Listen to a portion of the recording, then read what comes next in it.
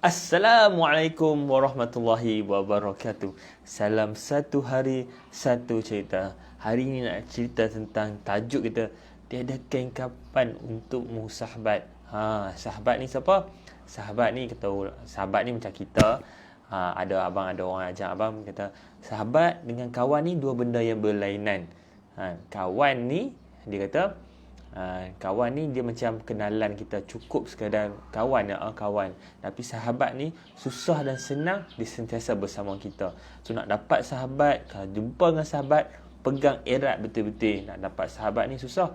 Tapi nak kata sahabat, masa Waalaikumsalam ya sahabatku, ni sahabat kan.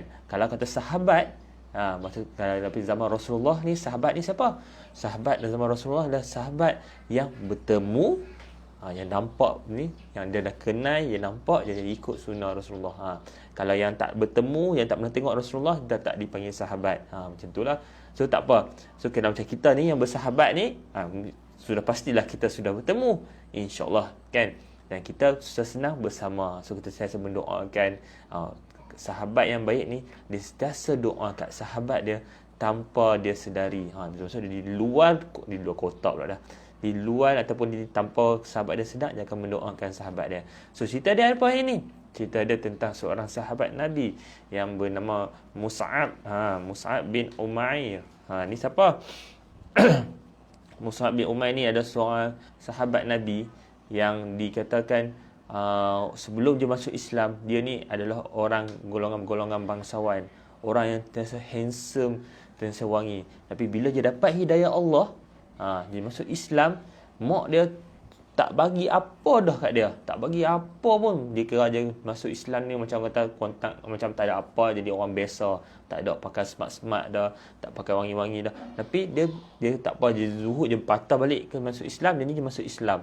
Bila dia masuk Islam, dia dengan pakaian yang biasa, dia berkeadaan yang macam bukan yang orang mewah-mewah, bukan yang pakai smart-smart dah. Tapi tentang kecintaan dia tentang Islam tu tak ada siapa. Tapi suatu hari, nak kata betapa hebat dia Mus'ab ni, dia suatu hari dia pergi satu tempat ni.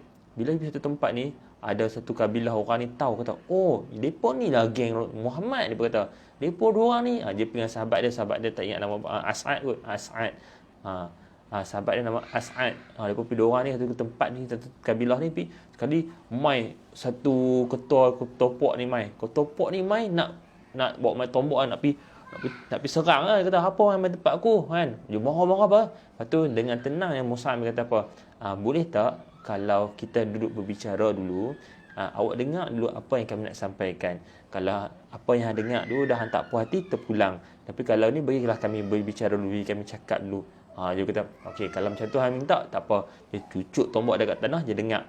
Lepas tu Mus'ab ni pun bacalah ayat Quran, dan terus dia angkat syahadah, dia masuk Islam. Nahabak apa? Nahabak kata, dengan ketenangan, waktu orang nak serang kita, kalau kita bertindak dengan tenang, kan, orang yang ada hati dia ada Quran, dan hati dia ada Allah, dia akan sentiasa tenang. Dia tak kira mainlah dugaan macam mana pun, main keadaan pun dia tenang. Tapi Mus'ab ni macam tu. Suatu hari, ni kata ni yang kemuncak cerita ni, kan, Mus'ab ni siapa dia? Mus'ab ni, dia ni orang yang gila-gila. Bila dipanggil untuk perang, dia mesti pergi berjihad.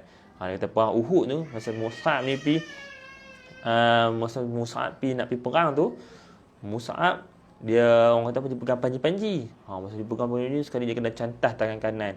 Dia pegang tangan kiri pula panji-panji macam bendera kan. Bendera tu lambang, orang kata kalau pergi perang tu lambang kekuatan lah. Jadi dia kena cantah lagi tangan kiri. Dia tak ada tangan, dia pegang, dia pot dengan tengkuk dia, dengan leher tu, badan dia tu, dia pot panji-panji Islam tu. Sampailah dia kena bunuh, sampailah dia jihad di perang pedang, dia medan perang. Nak abang apa? Dia gila-gilanya sampai dia berjihad, sampai cinta nak pegang panji-panji Islam tu, nak tunjukkan ni, sampailah dia gugur syahid kat situ.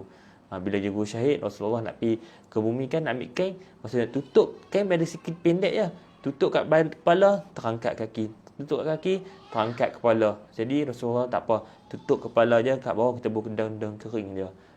Tengok orang dulu apa, kecintaan tu kan, tinggi sangat dengan Islam ni, betul-betul berjuang kerana Islam. So kita, penjaraannya apa? Penjaraannya adalah kita ni, apa yang kita berjuang dalam hidup kita sekarang. Apa yang kita nak bangkitkan, apa yang kita nak bantu Islam tu sendiri. Adakah kita perlu jadi kena pergi perang semata-mata baru kata Islam? Adakah kita kena berdakwah saja baru jadi Islam?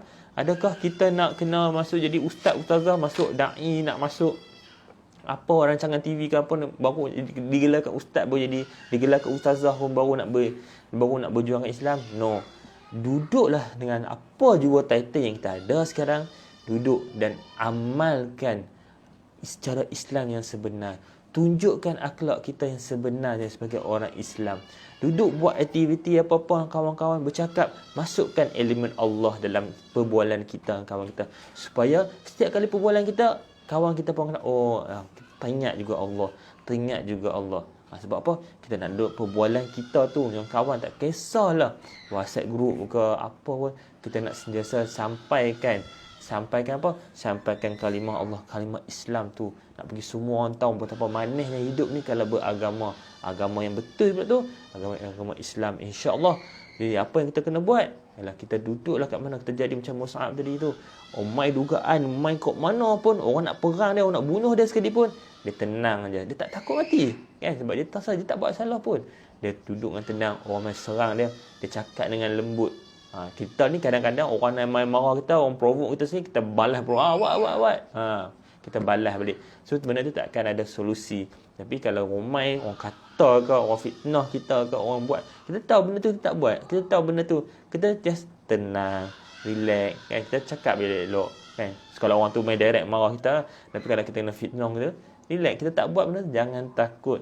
Kan? Kita ada pegangan, kita ada dalil-dalil, kita ada sebab-sebab apa kenapa kita buat macam ni. Selagi benda tu tak salah, insya-Allah kita boleh kekalkan. Tapi kalau benda tu salah, orang main tekuk kita, hang tak boleh buat macam ni, hang macam ni salah, hang kena perbaiki. So kita kena ambil dah benda tu, tak boleh kata tak ada aku betul, tak boleh.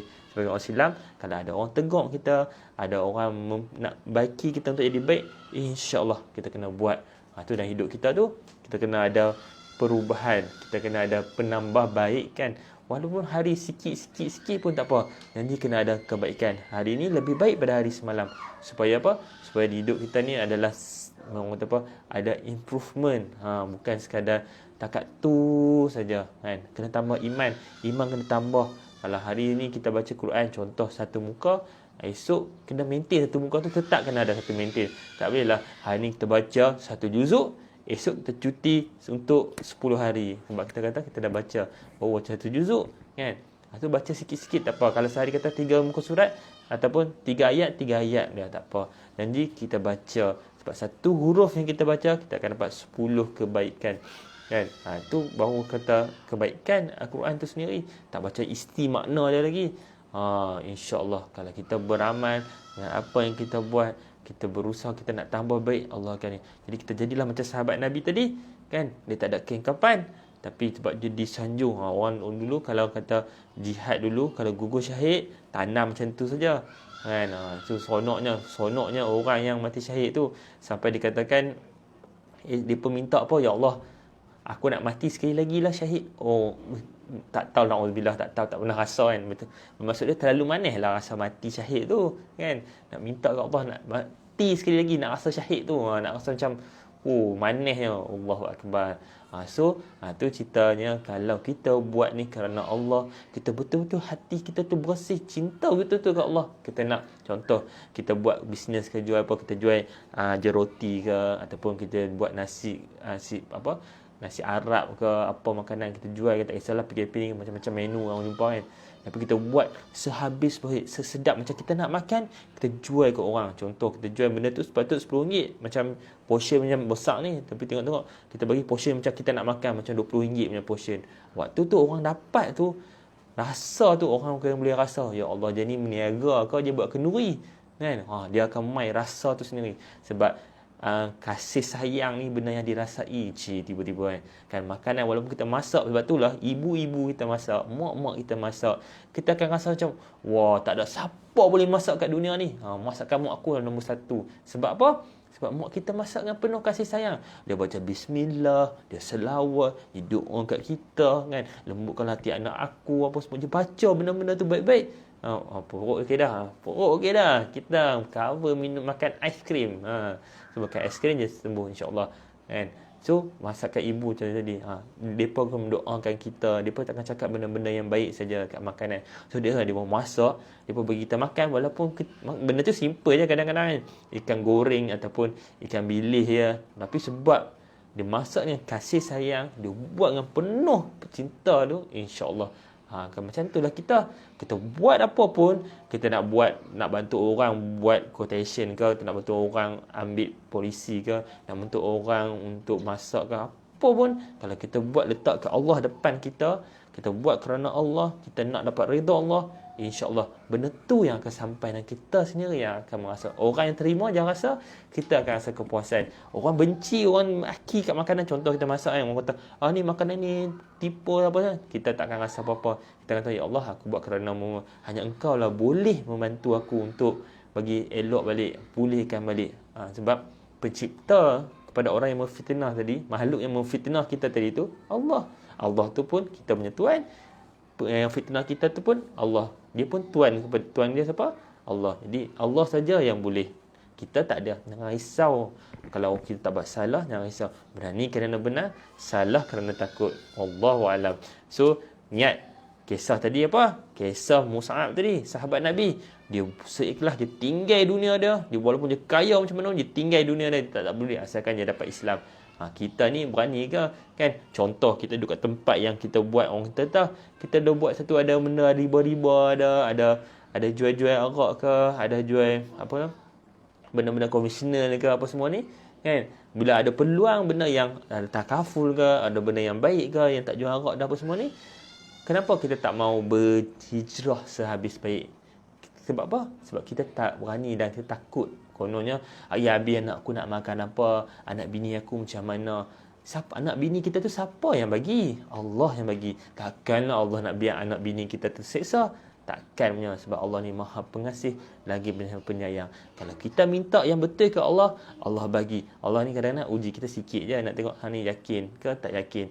Kan? Kalau sahabat Nabi boleh tinggal dunia macam tu, walaupun dia kaya macam mana dia tinggal, dia bagi dia tak ada kekayaan selain kayaannya Allah, cinta kepada Allah. Tapi kita nak tinggal dunia untuk pergi kata dunia yang Allah redha ni pun, kita kata macam macam mana ni, macam mana.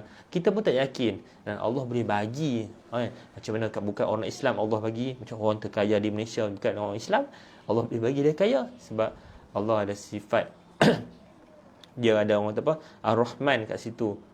Bila kata ada Rahman, Allah akan meratai semua. Tapi Ar-Rahim, Allah bagi orang-orang yang beriman sahaja. So alhamdulillah, bersyukur kita sebagai orang Islam, Allah bagi kita Ar-Rahman, Allah bagi kita Ar-Rahim.